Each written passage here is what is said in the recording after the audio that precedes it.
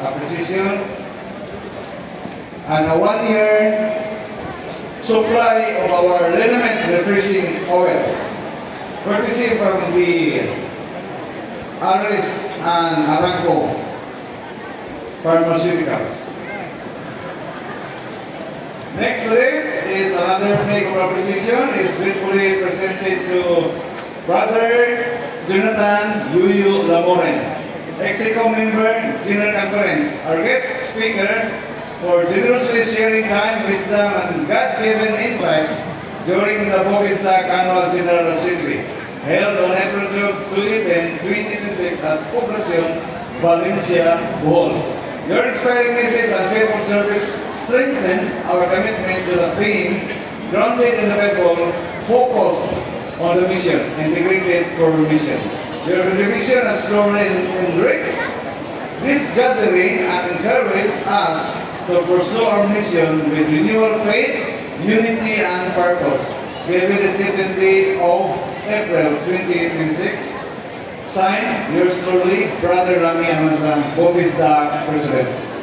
Brother Jonathan Morin, please receive our flag of appreciation and a 1-year supply of liniment refreshing oil. What ay panahon? Okay, thank you. Ano naman?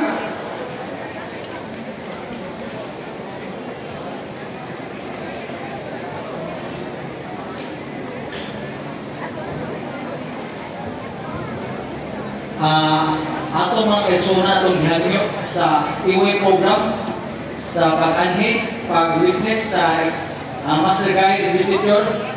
We will start exactly 2 o'clock. Ang tanan nga mga Master Guide nga na-invest, naka-uniform o wala na-uniform, let us witness the visitor program this afternoon. Kunya, exactly 2 o'clock magsugod ta para nga ato youth director sa Southeast Asia Pacific Division ikauban pa nato, dunggan pa nato ang iyang mensahe sa dili pa siya moadto sa iyang nahimutanan karon dito sa Manila.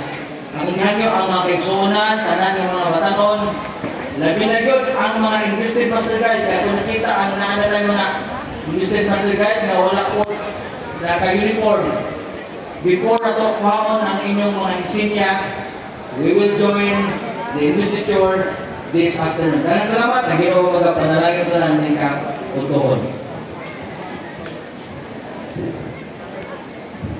Manindog ta alam sa itong closing prayer. So we pray, our most gracious and kind loving Heavenly Father, we are grateful and thankful for the